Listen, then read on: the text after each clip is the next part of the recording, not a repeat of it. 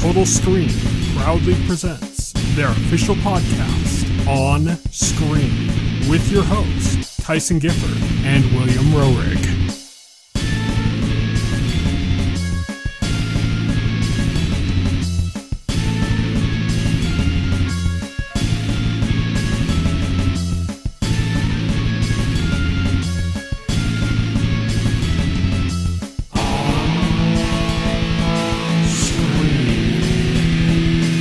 Hello, everybody, and welcome to On Screen, the official podcast of the Total Screen. My name is Tyson. My name is Will. And today we are going to be talking a bit about She-Hulk, Attorney at Law. We're also going to be talking about House of the Dragon, the new Game of Thrones spin-off series that just started on HBO. We got quite a bit of news to go over, a bunch of stuff that's gone down recently, and a few things to talk about on the horizon, but not too terribly much. So let's kick things off with On Beat.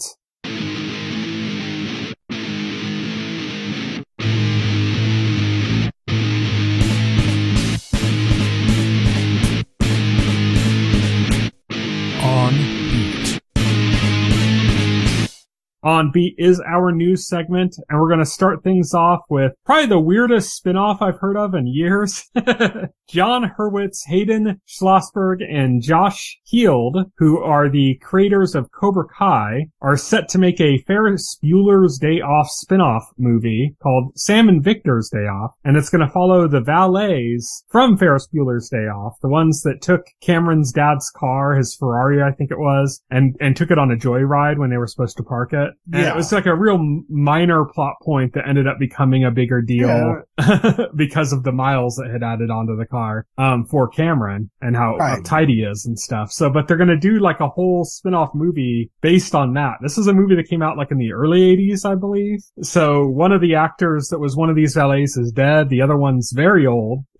So it's kind of like at the point where it's, okay, they're going to recast them, do different actors, and they're going to cover this like thing that was like a brief bit in the movie. And it's really just kind of all played out in one scene where they were going over a jump, you know, with the car. Yeah, exactly. It's interesting because there's definitely room to flesh that out and make a good comedy with it. So it's kind of like, it's a strange idea for a comedy, but like, it could work. Those small kind of adventures often are really good comedies. Things like Adventures in Babysitting or The Hangover, like where like you just kind of have these characters in the situation, all of a sudden they have this crazy moment in their life that only lasts for a day or something, or much less in this case. It's like a few hours in this case. Yeah, it's a few hours. It's like, because it doesn't really focus on what they're doing with the car in the movie. So like, there's a lot of gaps in there for them to fill in, even though, like the beginning and the end of it. Yeah. So that's kind of interesting that they're doing that, it's in good hands though. That's about the best I could say. Cobra Kai is really well done. Cobra Kai has been excellent. So yeah, I'll watch it. Yeah, definitely. Our next news story, House of the Dragon's premiere has pulled 9.99 million viewers across multiple platforms. That means HBO, HBO Max, stuff like that. But it's all within like the first day. The internet told me that season 8 killed the franchise and nobody would watch this. So these numbers are lies. They're lies. You sit upon a throne of lies. No, it's like, this confirms what I knew all along, that Game of Thrones was still popular despite the online, hate parade. And that when it came back, people would greet it with open arms. Yeah, and they have for the most part. There's also been like a lot of like retconning about how bad season 8 was. Like I've been seeing a bunch of stories popping up going like, why season 8 wasn't as bad as people thought and stuff like that. Like just all kind of happening to pop up right around now. So it just looked like there was enough time for people to get over their overreactions. Yeah. This is the largest premiere in HBO history. Game of Thrones itself, its premiere was 4.2 million, which grew steadily year over year until it concluded with 17.9 million when the series ended. So that was like huge numbers. Like it's still bigger than House of the Dragon, which is just about 10 million. But for House of the Dragons to premiere at 10 million after Game of Thrones, as you mentioned, left a bad taste in a lot of people's people's mouths, apparently. And the fact that it's a premiere and there's If no I like recall word of mouth correctly, spread about it yet. The finale was like the most watched episode Yes. of the series. So if That's to be expected. if season 8 pissed everybody off, how did more people tune into the last episode than any other? It should have been losing that wouldn't surprise viewers. me even if people got pissed off just because they want to see how it ends, you know? Yeah. Even if they hate it, they want to see how it ends. It was always an overreaction. Yeah. It always was. I mean, when we covered it, we had some issues with it, but at the same time, we were like, okay, people are going way over the top. I think the interesting thing is that this throws down the gauntlet. This is like, okay, Amazon, let's see what you got. Let's see if Lord of the Rings can pull these numbers. Because that's what Amazon is hoping, right? That's what they're banking on. That's what they spent all... With what they spent, I think they're looking for a dollars. lot more than that. You know, they're looking for Game of Thrones ratings for... I think they're looking for way more than Game of Thrones ratings for that, based on how much they spent. Yeah. So we'll have to see. Similar to Game of Thrones Season 8 and the way people felt that poisoned the well, there's been a lot of talk negative about this Amazon series, even though nobody's watched it. Oh god. And it's all like, it's just BS. Like, I see these criticisms online and it's all BS. It's all based on, you know, like, there's a woman, there's people of color in this. Like, it's black elf? Oh my god. Perish the thought. It's like, it's so stupid. Nothing I've seen in the trailers, we'll get to newest trailer, but nothing I've seen has suggested to me that this is going to be some terrible show. It could be. I mean, I haven't seen it in context to see by seeing the dialogue could be awful, the writing could be insipid. So far, the trailers don't portray that. So yeah, I agree. I'll mention with the trailer, I have kind of one issue that's been kind of floating up recently for me with the series, but I'll get to that when we talk about the trailer. But even that's like small time stuff. It's not something I'm too terribly concerned about. It's like a tiny nitpick for me, you know, in the face of everything else. Let's move on to Netflix has stealth dropped a bonus episode of The Sandman. You haven't watched this. I've watched this. It does kind of feel like attacked on it. Like it doesn't feel like, you know, like we're really missing anything by this not being included. Neil Gaiman on Twitter said like, this is definitely meant to be viewed after the first 10 episodes. Yeah. And he recommends you watch it before you watch season 2 if that ever happens. Yeah. I mean, I don't know how this will eventually tie into season 2 if season 2 gets picked up. I don't know how that's going to happen. He just recommends you watch it before you watch season 2. There is one of the stories in this. One of the stories is pretty much kind of completely self-contained and has like almost no connection to anything else. The other story, because there's 2 stories in this, the other story kind of takes place over like the entire course of the first season. So that's, I imagine why Neil Gaiman says that it's meant to be watched after, just because I know there aren't really big spoilers in it or anything, but like time-wise, it takes, like some of it takes place before or like around episode 1. Some of it takes place after, you know, it's like, so I could understand saying that, you know, I don't know how it might play into season 2. It kind of feels like 2 little like Twilight Zone shorts or something. It doesn't really feel necessary. It's a nice bonus. It's not like it's bad. Like I enjoyed it, but it's not like anything that I felt was like essential to the series. I do like the idea of just dropping like a surprise like this though. I like surprises. I like getting a little present to unwrap in the morning, you know, that you didn't know was coming. I think that's really cool. I like the idea in the UK, they have this phenomenon where they make like Christmas specials basically. So even if a show isn't currently airing episodes, they'll make like a special episode and drop it on Christmas Day. And it's just always kind of like an interesting thing. It's like, oh yeah, like Doctor Who, I finished the season like 4 months ago and now there's another episode. That's kind of cool. So I kind of like the idea of doing that kind of thing, like putting something like this, you know, a surprise or a Christmas special or something like just a bonus episode. I kind of like the idea of, but it's nothing too terribly special. It's just enjoyable. I don't think it really informs anything. Right, yeah.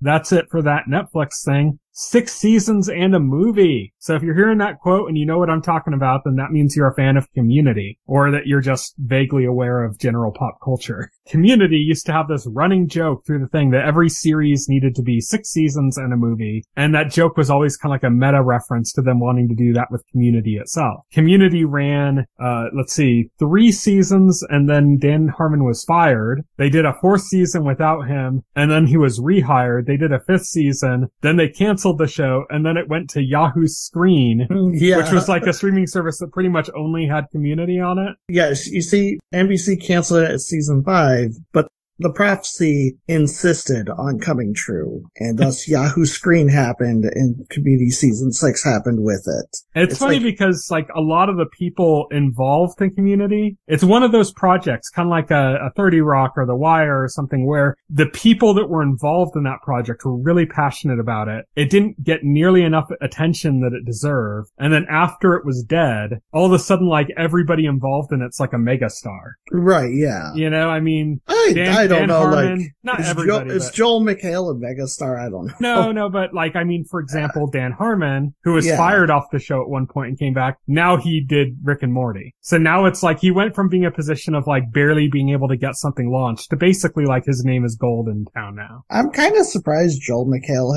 hasn't seemed to have done anything else since the Netflix reboot of like he just kind of did what's it called? He did like a sitcom with an audience on CBS or something. Oh, okay. And I think that was just a wrong choice. I think that kind of derailed. Yeah. But the big ones, the big names to draw from Community that I'm talking about here is of course Dan Harmon, as I mentioned, but also the Russo brothers. Yeah, the Russo brothers, yeah. Who went on to be like the biggest Marvel directors, you know? And then Donald Glover, like you said, who really took off right after he left Community with his series Atlanta and his rap career. His This Is America video was huge. It was like a pop culture moment, you know? So it's like those are the kind of like the bigger names to see as far as like people who really took off in the course of this. Alison Brie too. Her career really kind of took off after this. Yeah. Oh yeah, definitely. But man, I really hope they can get a movie together. I was a huge Community fan, so it'd be really cool to see them come back. I think especially after some time away, you know, it's kind of would be cool to see them come back in a reunion capacity to do something new. Oh yeah, definitely. And the show is about a school, so they could be doing some kind of a weird reunion thing. Yeah. I don't know, if there's such a thing as community college reunions, but they could if you've watched Community, you know, if you've watched Community, you know, they could do something. Yeah. Because that school is just like a land of make-believe, practically. It doesn't make any sense. Right, yeah, so exactly. I could totally see them doing you know, even if it doesn't land on the correct year, you know, this is our 7th anniversary or something of this graduating class. It's like, right. What? Shouldn't it be 10th? No, you know? I could see them doing something weird like that, just because that's very Community, just to be just off the wall in that way. Our next story, Disgaea 7. So I was a big fan of Disgaea, but I haven't played any of the games except for I tried playing 5, and I just kind of realized that these games are too much for me.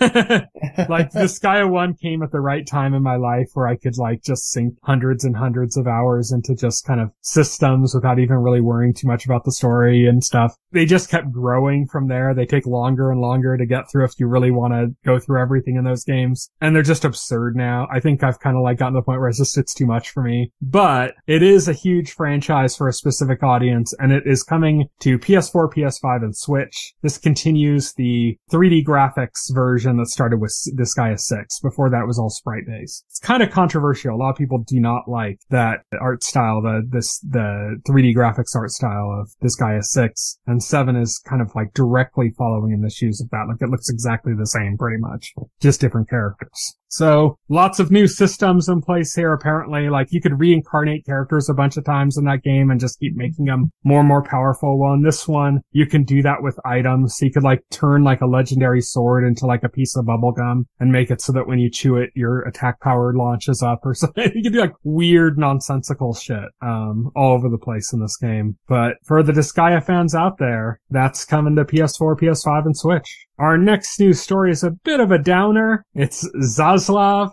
again. Oh yeah, this guy. We had an inkling this was happening, because I believe Zaslav stated a while ago that they were cutting down on animation projects, because, like, he doesn't believe HBO Max, I guess, like, animation content is good for HBO Max or whatever. He doesn't believe in animation. And by that, I don't mean, like, that it can do well. I mean, like, he doesn't believe it exists. It's so stupid because Warner Brothers, a majority of their success is Looney Tunes, you know, like... Yeah, that's like their corporate mascot. Yeah, that's like their corporate mascot. And you own Cartoon Network, you idiot. Like, I have no idea. I know it would be like Nike getting rid of Air Jordans, you know? Yeah. It's ridiculous. It's, true to his word, he got a bunch of animation projects. The most despicable, though, I will say, I don't think it's on this list.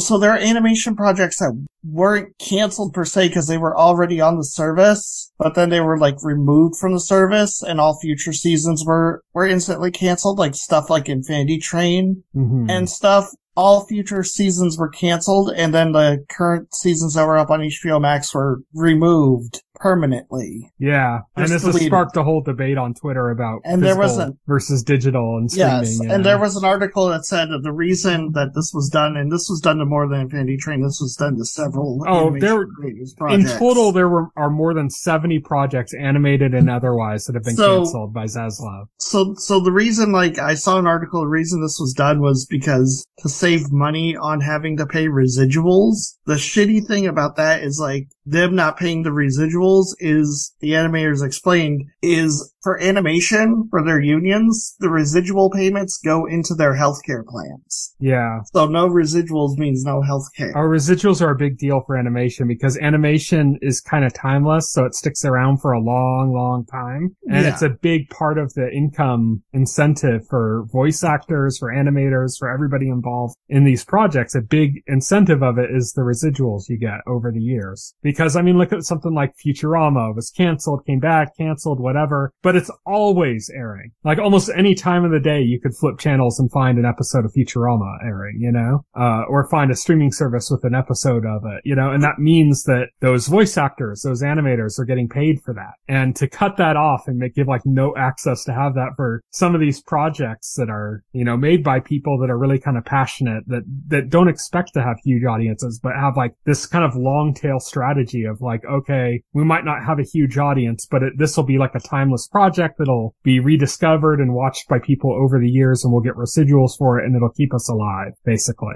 And to cut that for that very reason is, it's like you said, it's very insidious. Yeah. Oh, yeah, definitely. It's shit. Just small sampling of what was cut. Batman Cape Crusader, which was supposed to be somewhat of a sequel to Batman the Animated Series. It was Bruce Timm? Bruce Timm. Yep, it was being produced by J.J. Abrams. Bruce Timm. Matt Reeves was involved. Apparently, I was looking forward to that. So apparently it hasn't necessarily been canceled. It won't be on HBO Max. They're allowed to shop it around, and they are currently shopping it around to other venues, see if anybody will pick it up. But yeah. Signs don't look good. Young Justice is, they canceled again. Merry Little Batman canceled. The Day the Earth Blew Up, a Looney Tunes movie, and Bye Bye Bunny, a Looney Tunes musical, I think are in the same boat as Batman, where they're being shopped around. Yeah. This next one I didn't even know existed. Yeah, apparently they're making a Steve Urkel holiday cartoon, which, okay. The easiest loss to swallow. yeah, exactly. Like, did the world need that? I don't know. I don't care about The Amazing World of Gumball, but I know that that's big with a lot of kids. That was a big Cartoon Network show, so that's probably fans that probably not happy. I don't know that and Driftwood are both like younger skewing. And like I said, that's just a small sample. Yeah, over like 70 projects. Yeah. Crazy. And he must be stopped. This is just, it's ridiculous. Like, he needs to be voted out. Like, really, seriously, he does. Like, he's destroying the company. Yeah, cause like I sent you the meme before we start the podcast where like he did all the stuff he's doing, like that's to save like they saved like $3 billion, but like their market cap like dropped like by $20 billion. Yeah. It's like the funny thing is like, he keeps citing the fact that the company was hemorrhaging money and stuff, but the company only started hemorrhaging money because of the recent mergers that it's gone through. Right. That's what's put on them hemorrhaging money. Before that, they were doing fine. It's not like they lost their way. It's like the business side has hemorrhaged their money. This David Zaslav guy is completely incompetent. Like, holy shit. Yeah, this is, it is kind of crazy. I'm really hoping that, this is resolved soon. There's other stuff that's come about, like weird political shit tying into like CNN and stuff. Yeah, they want CNN to like cater more to conservatives now. Which I'm gonna tell you, cable news is shit. Yeah. It's probably not a good idea to be watching cable news in the first place. Because, wanting to cater more to conservatives because they want some of the Fox News audience. This is what capital-driven, like, 24/7 news channels do. Yeah. It's kind of scary, though. It's like, this is just, dystopian shit to me. Right, yeah. Let's move on from Zaslav to our favorite video game event of the year. Gamescom in Germany, in Cologne, Germany, has returned. It's always got the games I'm most excited about. Jeff Cayley said it was super exciting, so I trust him. Jeff Cayley is like, on Game Witness Discord, people were recently going like, how did this guy become like the most powerful person in video games? Like, what the fuck? Like, how did this happen? It's kind of crazy. He just kind of did.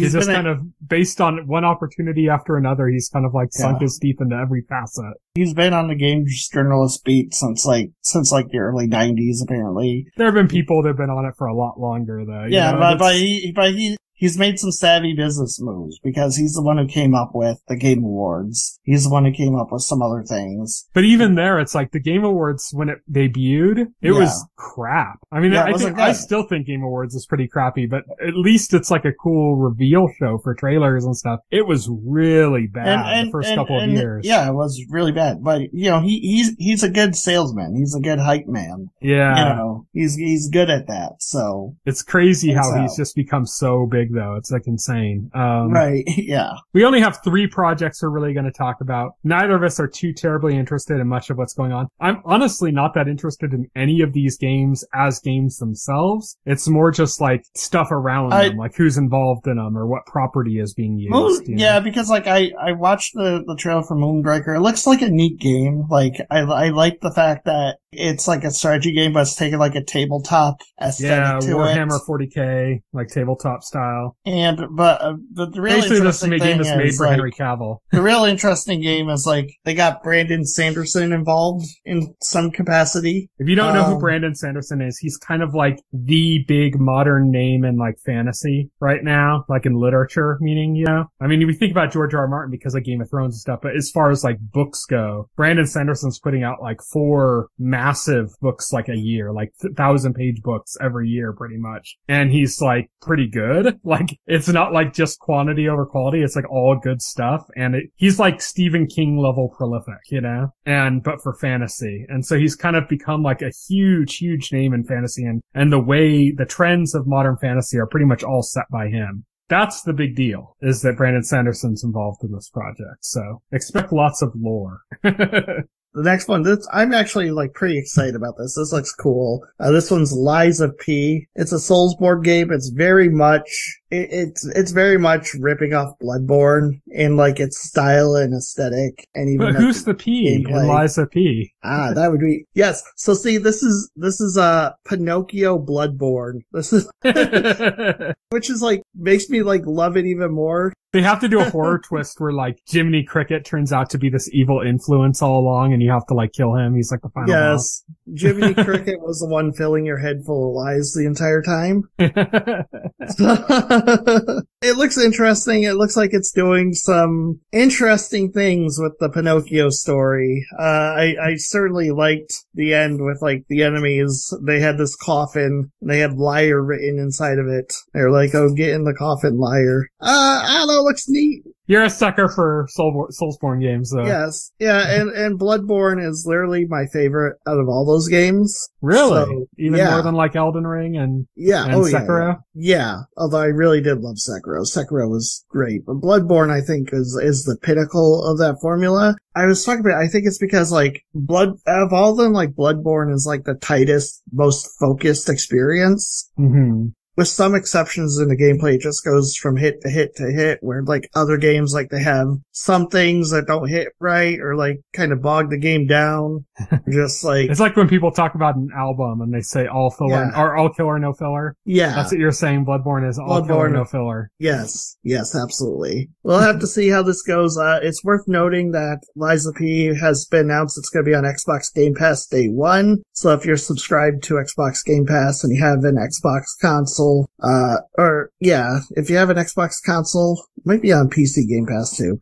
Anyway, you get to play that, day one without having to purchase it. And the last game we're going to talk about from Gamescom is Killer Klowns from Outer Space. I think what's really interesting here is that it shows a kind of trend in gaming right now. Kind of like in the same way that you see so many games that are doing kind of the Soulsborne thing. Like they're like, oh, we're like this, but we're like a Soulsborne game, but about this. Or we're like a Soulsborne game, but about that. In the same sense, another one of the big trends has been this like asymmetric multiplayer thing using old horror franchises. It's like a very specific trend. It's not even like hugely popular in the way that like the Soulsborne games are. It's a much more niche audience, but it's like enough of an audience and it's become like an acceptable format for this type of game that it's happening over and over again, starting with like Friday the 13th. That game, was a big deal for that, but there have been other ones since then. Dead by Daylight that just came out recently. Dead by Daylight is the biggest one. Yeah, Dead by Daylight was kind of really took it to the heights. And so this has become kind of like a new thing. And we see these kind of trends a lot. Like I was telling you before the podcast, it's similar to like the way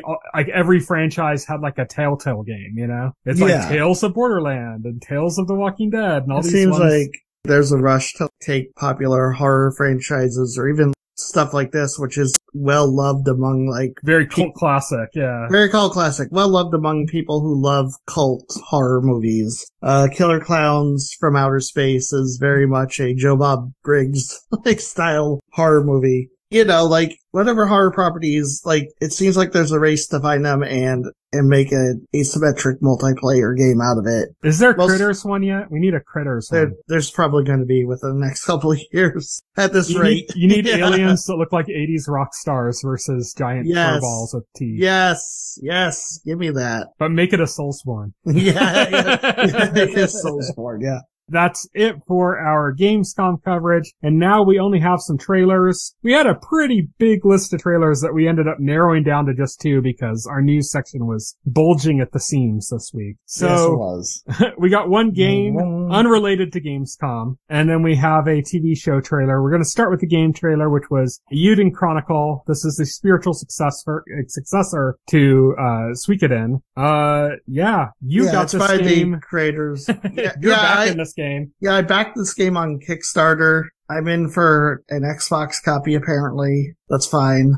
I don't know if we ever mentioned this, but like, since the Kickstarter, this is officially now coming to Switch. It wasn't initially. Mm-hmm. And they did say initially that they would put it on the Switch successor, but apparently like on, getting a publisher and stuff that changed. So it's interesting. Well, it's also just that Switch successor is still a ways off. Switch was phenomenally successful. If the Switch had been a regular Nintendo console lifespan, we'd already have a Switch successor, which is it's usually 5 years for a Nintendo system. Sometimes they go to like 6, but Switch looks like it's going to be going to like 7 or 8. They said multiple times Switch last, but I'm not going to get into it, but I do believe we're going to see a Switch successor in 2024. I think that's I think so too. Come out. Yeah. That sounds right for me, just based on when they keep talking about when the DLC waves for some of these games are ending. Right. All seems to kind of line up right for that. Like it looks like I think the end of 2023 is going to be a bit slow, except we're going to be having all this DLC content.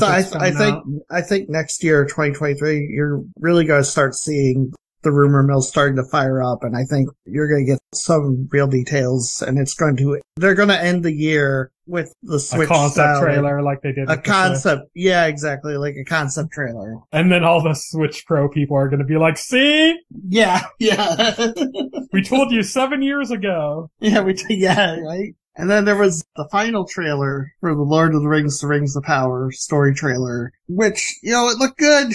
It didn't do anything new for me that previous trailers haven't already done. It kind of, for me, it brought up a bit of a negative, and I addressed this before when I said this was coming in the discussion, and it's not that big of a deal, like it's not going to stop me from watching it or anything, but there is this perception, and I think it's very true, that Amazon shows just look too clean, like, it looks like everybody just walked out of a clothing store with their new pair of clothes every time yeah, you that's see them true. on screen. Right, yeah, it doesn't look dirty, like, it doesn't look lived in. Yeah, it doesn't look lived in. Yeah, and that's true. With Lord of the Rings, I mean, it's like obviously it's not medieval because it doesn't take place on Earth, but it's very much like it's a medieval era type take on something. It's literally and you see all these characters walking around wearing like perfect, pristine, bright colors that aren't faded, and it's just kind of like weird, you know, like it feels a little off. And that's, like I said, it's nitpicky. It's not going to stop me from watching. But it's just something that it's always kind of been a case with Amazon stuff. They don't call him Gandalf the White for nothing. Yeah,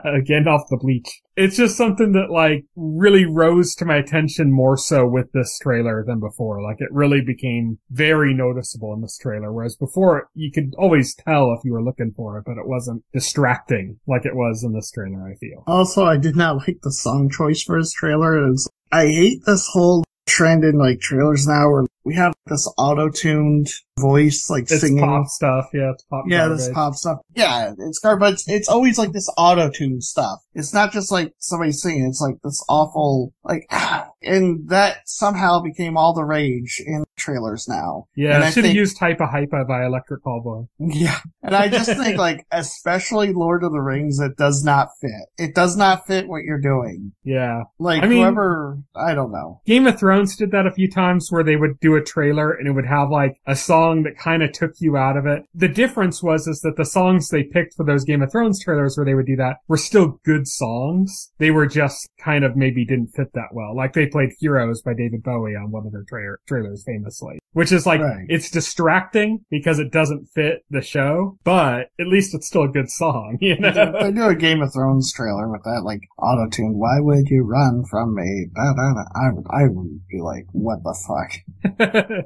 Maybe those two concerns of ours are linked. Maybe the fact that the auto-tune bullshit pop garbage song took me out of it just enough that I really paid attention to how clean the clothes were. Right, yeah. I had a hard time like focusing on what was actually going on in the trailer just because of the song choice, so congratulations on that, whoever put that together. But that's it for our news segment on date. Now on to our On the Horizon segment.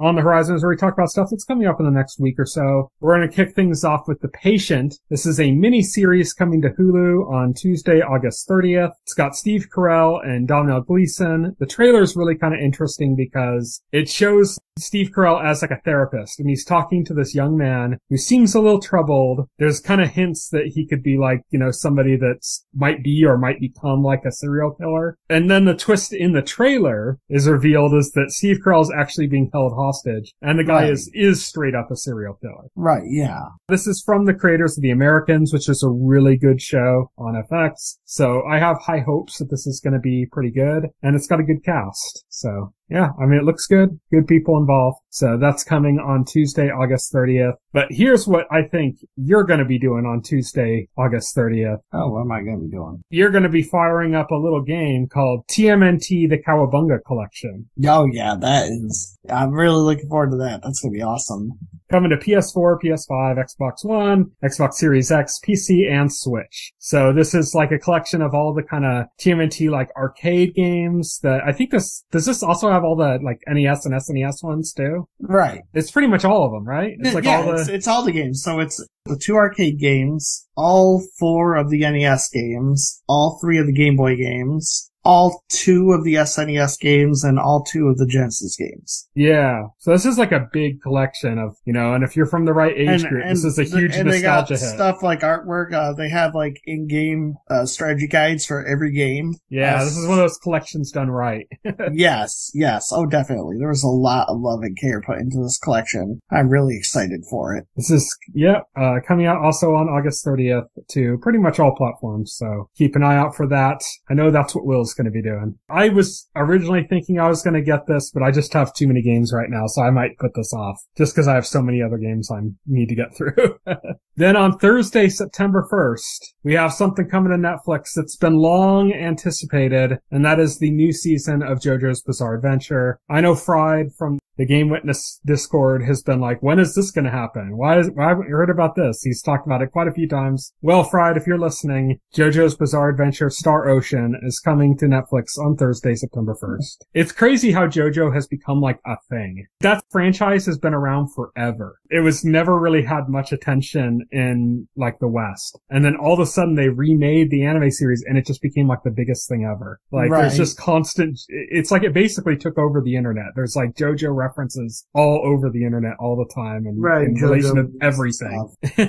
It's crazy, but you know, I'm happy for the JoJo fans out there. Like I remember this shit in the early 90s was already around and popular, you know, so it's crazy to see it finally taken off in the US at least. It was always big in Japan. And then lastly, we've talked about it twice now on the podcast. We're talking about a third time here. Lord of the Rings, The Rings of Power, coming on Thursday, September 1st on Amazon Prime. Dropping 2 episodes. It's a simul release, so depending on where you are, it'll be released at the same time everywhere. So it's September 1st, like in the US, like all the US territories, it's September 1st. But if you're like in Europe, it'll be like September 2nd, because it's all going to be released uniformly at the same time, no matter what time zone you're in. So that's that. That's going to be something we're going to have to find a way to fit that into our schedule of discussion. We've already talked about that. But that's it for our On the Horizon segment. And now we're moving on to our final and largest segment, full spoilers.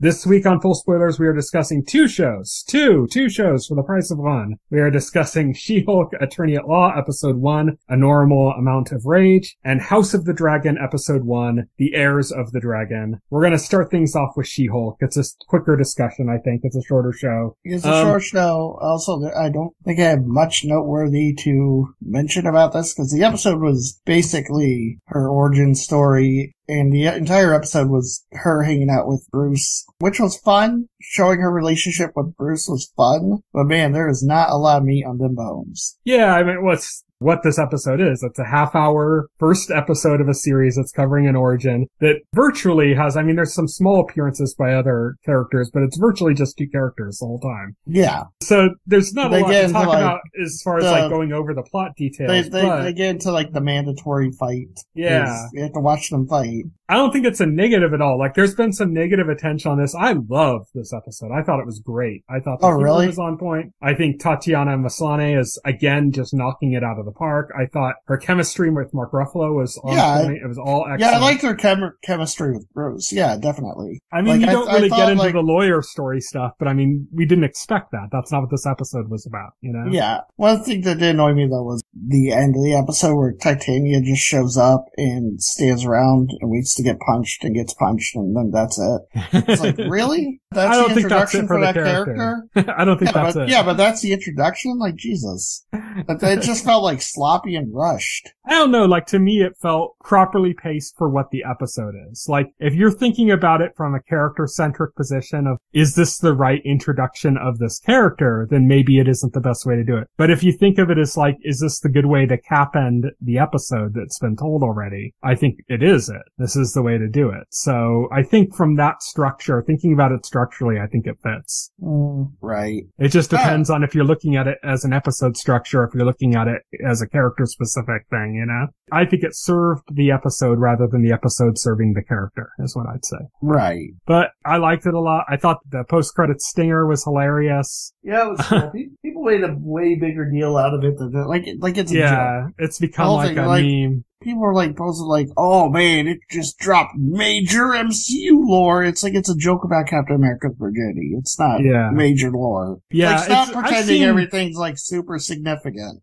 Like, I've seen people talking about this for a while now. Before this happened, like theorizing about Captain America's virginity, but it's always been in the context. Okay. It's always been in the context of a joke. It's always been like nobody's seriously discussing it. They're discussing it because it's funny. Right. Yeah. You know? But I think that fits to the tone of the show. Like, this show should not it fits be... the tone of the show, yeah. This should not be like a big epic, like, story about the depth of these characters. This should be a funny show. This should be a comedy. That's exactly what the show should be. They did, like, the fourth wall breaking, which is a part of the She-Hulk comics. Yeah, She-Hulk was doing it before Deadpool, by the way. We should point that out to anybody that's listening. Deadpool started doing that stuff too and became really famous for it, but She-Hulk did it way back before Deadpool was doing it. She-Hulk and Deadpool are the only two people in the Marvel Universe aware that there's a universe outside of themselves. I remember hearing a story, somebody that was really loved She-Hulk was talking about how there was in one of the She-Hulk comics, she needs to get from one place to another, so she punches a hole in the comic book and then crawls through to the other page where the location is. That's awesome. So, the She-Hulk's been doing that stuff since like the 80s, I think, where I think Deadpool started doing it in the 90s. Well, yeah, Deadpool was invented in the 90s. Yeah. It was invented by Rob Liefeld, and originally he was like a super serious character. Well, wasn't he kind of like, God, who's the DC character? Yeah, he was, he was very much based off of, Deathstroke. Yes. And some other writers or something other than Rob Liefeld got a hold of the character and decided to make it a lot more jokey and meta. So you just mentioned Deathstroke, and now all I can think about is that I miss Manu Bennett. When are we going to see Manu Bennett? Yeah, right. Right. We need to see. I'd be interested to see She-Hulk and Deadpool get together, right? Yeah, that would be like the meta-est thing ever. It'd be interesting to see how that works. But there's going to be some characters popping up. We already saw in the trailer that Daredevil's going to pop up in the series. There's been rumors about Jessica Jones popping up in the series. I didn't get much out of this first episode. Like, it was fun. Don't get me wrong. It does display the tone, and I did like I said, I liked her relationship with Bruce, but it didn't show much of like what we're going to see in the rest of the show, because Bruce isn't sticking around for the duration of the season, at least I don't think. I don't think they paid. I don't think so either, but when I was looking up the thing, he was listed for like 9 episodes or whatever, so. Oh, I don't know. I don't know what that means. I don't know if that's just that they didn't release that information. I think we need to see like how she interacts with like the people she's going to interact with more for like the rest of the series. We only got brief glimpses of that. Her best friend Nikki, who apparently knew her identity before like everybody else did when she revealed it at the end. I kind of feel like this is the one instance Disney should have dropped 2 episodes on day 1. This is a series, of all the series, they should have done that. See, I don't know, because like I get where you're coming from the standpoint of we don't really know what the actual series is like, because this was this first episode was just origin. So I get you from that perspective, but I just think that the nature of what this series is as just a comedy, it's not like a heavy lore piece, means that like I don't necessarily mind that, like I would have liked more episodes, but I don't mind that it was just 1 episode. I'm not sitting there going, yeah, but what's the real series? Like I'm watching it and going, this was funny, I want to watch more. That's fair enough. But like I said, there isn't too terribly much to talk about. It's both by the nature of what this episode is, but also the series is just a comedy. There's not a lot to talk about. Yeah, exactly. So let's move on to the big show. The hotly anticipated return of Game of Thrones, the hotly anticipated spin-off of Game of Thrones. Yeah, so House of the Dragon, right? Yes. So I will lead with a question for you. Was it worth the wait? Was it worth the hype? I think so, but I also I think that there's more to the question, which is that I think this was about the right time for it to come out. I think if this had come out earlier, it probably would have still been suffering in the stink of season 8. I think it took a while for people to accept this returning. Right. And accept that they did. The numbers were really big. Reception, there's still some people that are negative about it. There's just always going to be contrarians on the internet. What did you think of the episode itself? I thought it was good. I enjoyed it. The one criticism that, I had a watch party for it, and one of my friends was over, and he made a criticism that was spot on, which is that the episode, the story, everything like that was fine. It was good. But there isn't really a lot to relate to with the characters. You don't have an Arya. You don't have a Tyrion. You don't have even a Ned Stark type. You don't have characters that you quickly love.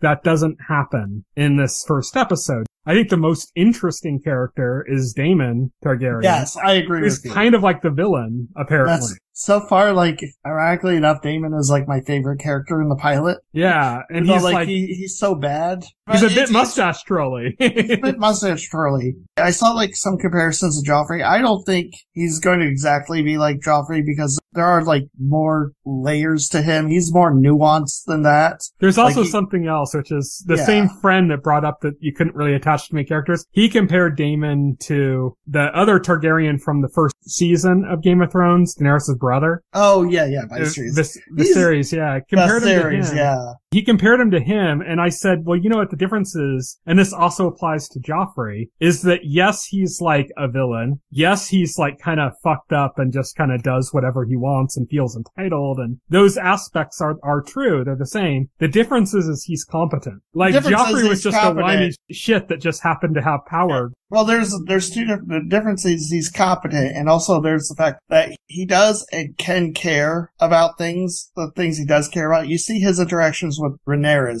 you see that he truly does care for her. Yeah, and also with the prostitute that he visits. Yeah. He's not cruel to her. Yeah, he has some measure of affection. Like, he visits her frequently. They have tender moments together. It's not just like sex. There's something more to it. So there is more depth to his character. We don't really quite know how far that's gonna go or what direction he's gonna go, if he's gonna develop into. Is he gonna be a Jaime Lannister? Like a really cocky, competent character that we start off kind of not liking or hating, but fascinated by, and then end up actually really sympathizing with as the series goes on. And another thing, like, when he's giving, his speech to, Viserys. Mm-hmm. The king, yeah. He's giving his speech to Viserys, his grievances.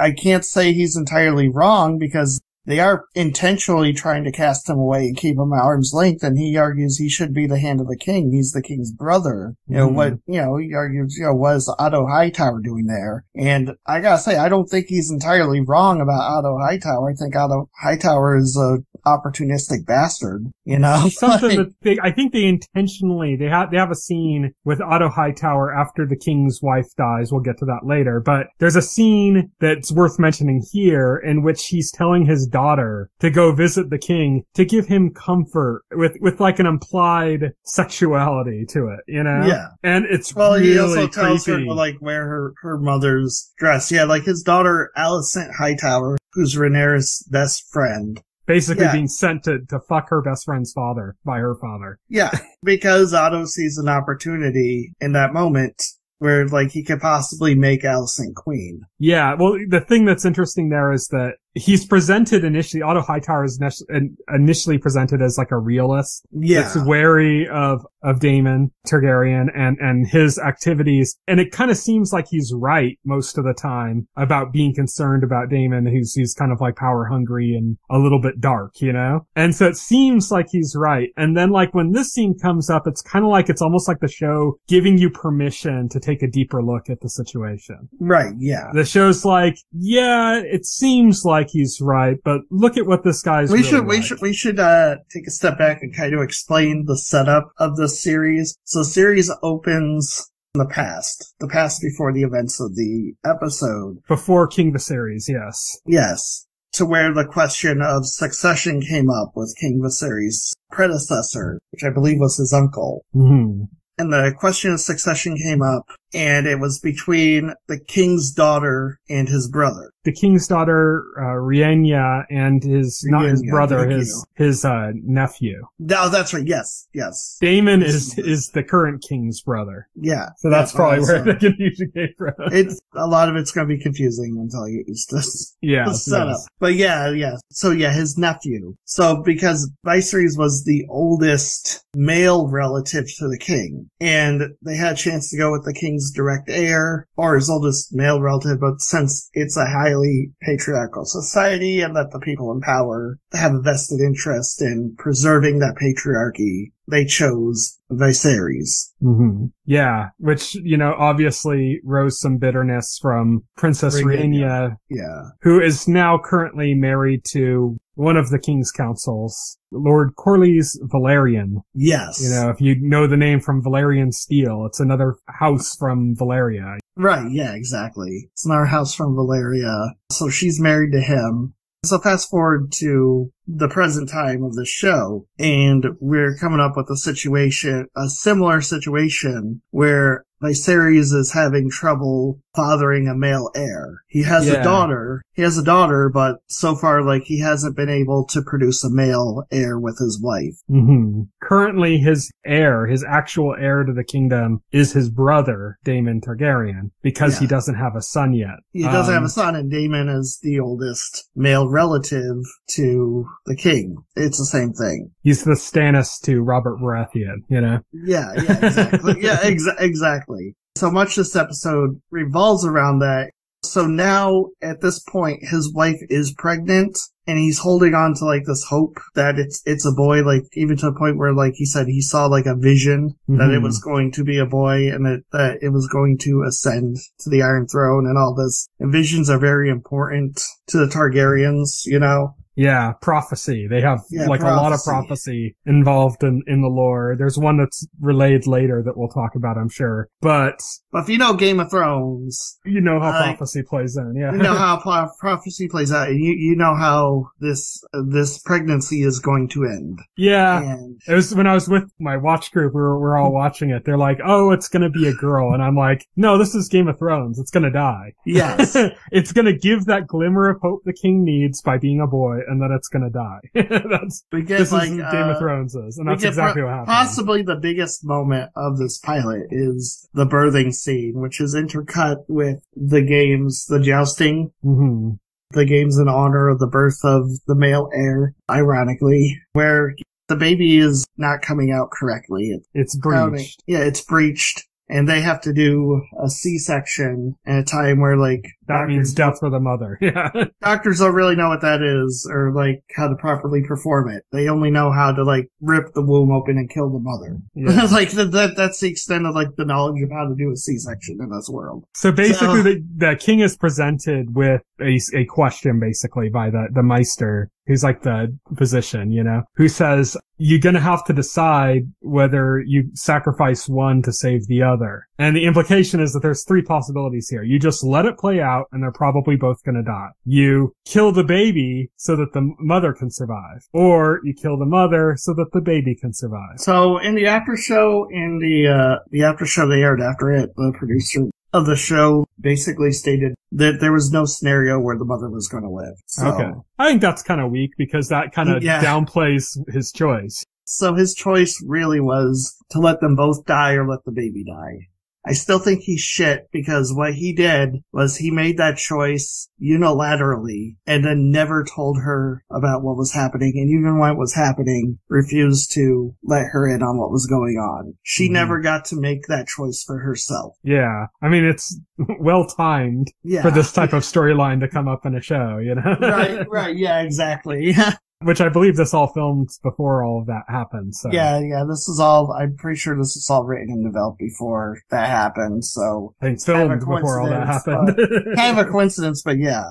Even if there was no way to save her, she should have been able to make that choice. She should have been let in on it. No, the reasons in his head why he did, but I still think, he was under an inordinate pressure. Coward. Oh, yeah. He was definitely a coward, but he was also under inordinate pressure to deliver a male heir. Yes. And his council had been putting so much pressure on him to not let it be Daemon, and that it couldn't be the princess because the princess was... Because, God forbid, we let a woman on the Iron Throne. Yeah, and then once it became an issue of if we can entertain that, then even his other counselor, Valerian, is Corlius Valerian's well, what about my wife? Should have had the Iron Throne instead of you anyways, So she would be a candidate too. So it's he's under so much pressure about who the heir could be, and most of them are deciding it has to be a male heir, and it shouldn't be Daemon. So it's an inordinate amount of pressure to have a male heir, and that does not work out. He has a male heir, as Daemon ends up saying, the heir for a day. Yeah, he has a male heir.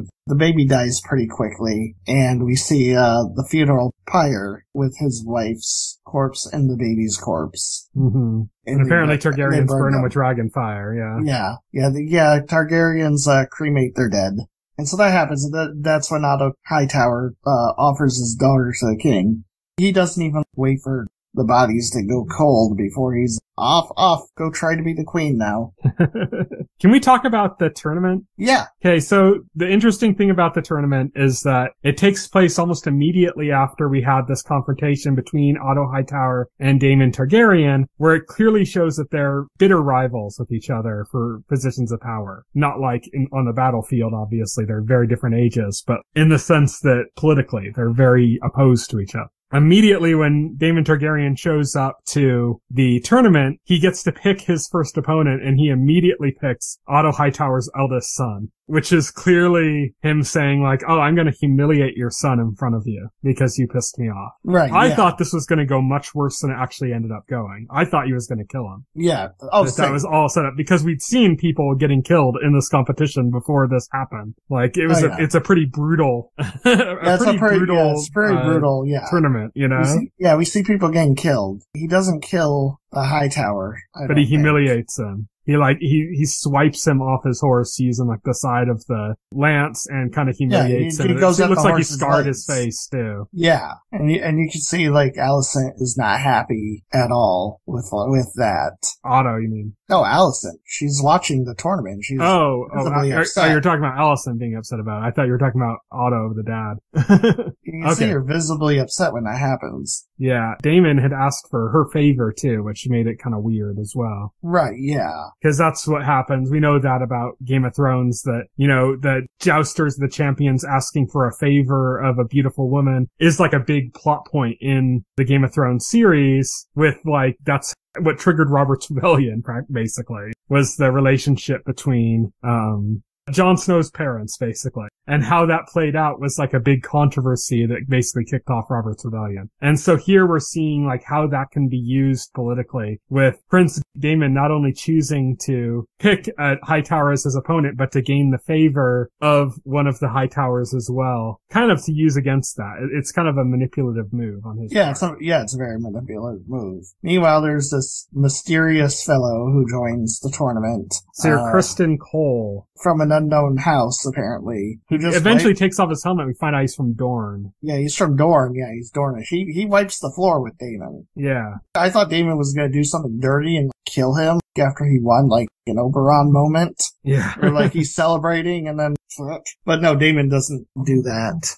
He gets to live so far. So. Yeah. I think he's going to be playing a bigger part in the series. Like yeah, I think so. He seemed like a small part, but then by the end it seemed like they were setting him up to be more. Well, yeah, when they have like the character come in and like do that, and he takes off his helmet in front of everybody and they mention he's Dornish. That's not a minor character at that point. And then after winning the tournament, he asks for a favor, and it's the favor of Princess Rhaenyra Targaryen. We're going to be struggling with these names for a little bit. My apologies, but we'll be struggling with these names for a little bit. It ends with an A, though. Oh, yeah. Rhaenyra Targaryen. Oh, Rhaenyra, yeah, Rhaenyra. But anyways, she gives him her favor after he wins against Daemon. I don't know if that's the end of the tournament, but it's after he beat Daemon, at least. Yes. The tournament is like, it's politics at playing. It's showing that Daemon is a credible threat, both on the battlefield, but politically as well. He's not just, it's like I was saying about why he's not like Joffrey, you know?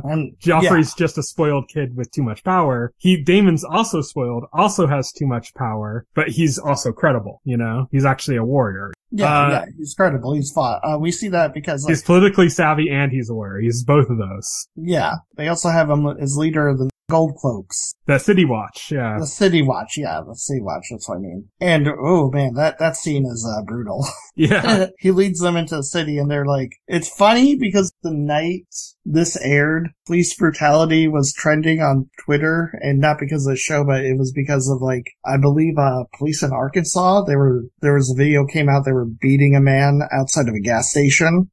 So police brutality was trending, and like I saw somebody on Twitter screen cap that trending tag and like tweeted, Daemon Targaryen is trending in Westeros tonight.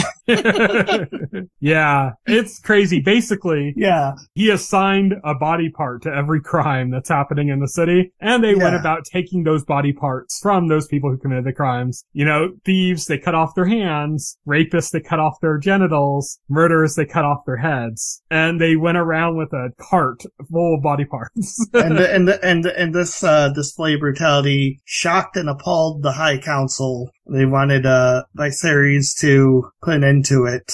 And Daemon got a stern talking to from Viserys. Yes. So, trying to think, what else do we want to talk about with this show? I feel like I'm kind of at the end of the interesting topics. Same. I guess we could talk a little bit about the princess. We've kind of only mentioned her in the machinations of other people's plans. Right. She's kind of an Arya in the sense that she's like tomboyish. Yeah, she's tomboyish. She doesn't want anything to do with the Iron Throne. She doesn't want it, as like Jon Snow always says. She just wants to be a knight. Like, she wants to be a knight. She wants to ride on a dragon. She wants to ride on a dragon. You know, she wants to be a warrior like her cousin, Daemon. And you could see, like, very clearly, like, she looks up to and idolizes him. Mm-hmm. Which is an interesting setup for the way the episode ends. Yeah, she looks up to and idolizes him. Daemon is the person she wants to be, ultimately. Yeah. That's her goals. Her goals isn't to be queen, but she has this thrust upon her because, like, after the death of his wife and child, like, the small council, they kind of get on him. Okay, we need to settle the matter of succession right now. This needs to be done. And it's suddenly reported to the king by the Hand and his spies who have come out and said, last night, after the death of your wife, Daemon hit the brothels with his men, kicked up a big ruckus, and did a toast to your son we called the heir for a day, as I had mentioned before. Yeah. That infuriated the king. That infuriates Viserys so much so that he makes the choice, he makes the final decision that his daughter is going to succeed him. He also just straight up kicks Daemon out of the city. Yeah, he kicks Daemon out of the city. He is so mad. That act, when he hears of it, that seals it because there's a lot of consternation. Daemon's not ideal, but he is the oldest male relative, and, you know, we can't have a woman on the throne, blah, blah, blah, that stuff. And so he's considering Daemon until that comes out, and then he's so enraged that it's out of the question, and it becomes clear to him at that point that his daughter is the only viable successor, so that's why he goes with her. Mm-hmm. And then he makes a big show of, I was blind to it, I should have seen all along that you were the worthy successor, and blah, blah, blah. He's just buttering her up. Yeah, he's just buttering her up. He gives her, like, the prophecy about the White Walkers, which, spoilers, gets solved by somebody completely unrelated to them. So they don't have to worry about related. No, she's not even. Jon Snow's related, but she's not She's related to Jon Snow, is what I meant. No, she is. She's not his sister. Her mother, that's right. Yeah. She's half-sister. She's cousin. But she doesn't have a Targaryen blood. Not half-sister, cousin. Because Jon Snow wasn't even Ned's kid. That's true. Yeah, you're right. Yeah, so cousin. Yeah, she's not related to them. Like, you know, she doesn't have Targaryen blood in her. No. Okay, but she ends up solving the issue. That's the important part. Yeah. Yeah. But basically, the Song of Ice and Fire, which turns out to be, you know, Jon Snow in the series, he isn't the one that solves the problem of the Night King and the White Walkers, but he is the Song of Ice and Fire. Yeah. That this prophecy, we already know how all this works out, and we find out here that this is like a prophecy that had been passed down, and people were since the time of Aegon the Conqueror. Yeah. And that this is like a closely guarded secret among the Targaryens, basically. Yeah. Like all Targaryen rulers learn of this prophecy. Yeah. So he passes this information on to his daughter when she becomes his heir, which means that Daemon likely knows about it too, since he was at one time the heir. So that sets the die for the rest of the series. Mm-hmm. And that's what makes it an interesting thing, is because you have this princess who really doesn't want the throne, but she's kind of like the direct succession in line and the chosen heir. And the person she idolizes and looks up to most and loves the most of everybody in her family, apparently, is going to now be her rival for the throne. Yeah. And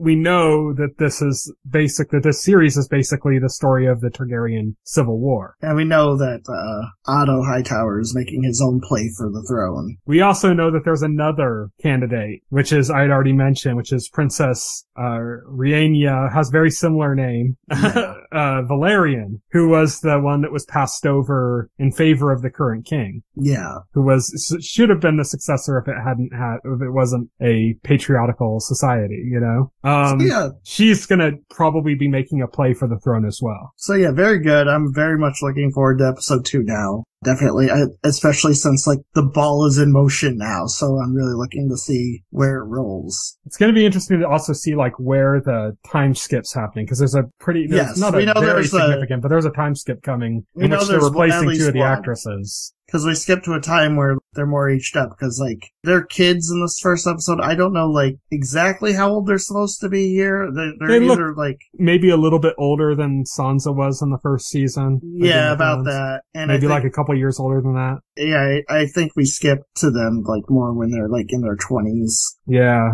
Maybe even older. Trying to judge from like the actors, but yeah. So we know there's a time skip.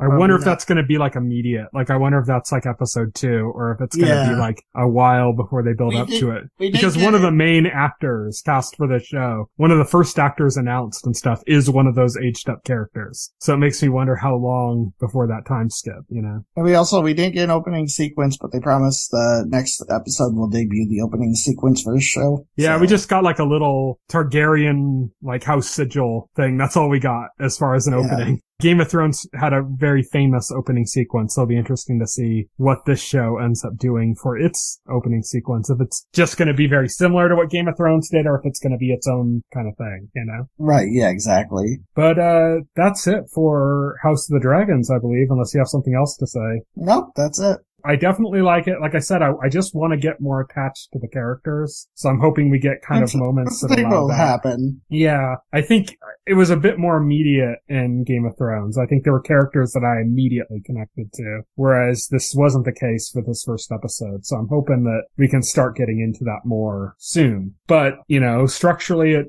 feels really good. It's a gorgeous show. It looks like season 8 production values right off the bat, which was already like, you know, feature film quality. So. Oh yeah, definitely. Everything is in the production side is on point. I also think they did a better job in this episode than in Game of Thrones with like kind of the playfulness of the, you know, being in King's Landing kind of, or like the kind of the camera angles and the way they would show from different characters' perspectives. Those things make it feel more like lived in. Like this is a place where people live and move around. Like, I think they did a better job of conveying that in this show than they did in Game of Thrones usually, which was a bit more stiff, I think. Right, yeah. So I think that's like a little bit of a differentiator between old Game of Thrones and this show. We'll have to see how it develops as it goes, though. But I'm looking forward to it. Same. So that is it. Next week, we are going to continue our discussion of She-Hulk and House of the Dragon. Until then, you can follow us on Twitter. I am at Tyson Gifford. Will is at Voxel Hero. You can check out our website, thetotallscreen.com. If you open up the container stories to any of our podcast episodes, you'll find all the relevant links to our Facebook page, our page's Twitter account, everything like that. But the best way to reach us is through our personal Twitter accounts, which is again at Tyson Gifford, at Voxel Hero. We'd appreciate any comments or any feedback, good, bad, or indifferent. We want it all. So thank you everybody for listening. Good night. Good night. Thank you for listening to the OnScreen podcast, the official podcast of The Total Screen. Visit our website at thetotalscreen.com. This podcast can be found on any major podcast client, including Pocket Cast and Apple Podcast. The entire backlog of this podcast and other content can be found on our YouTube channel.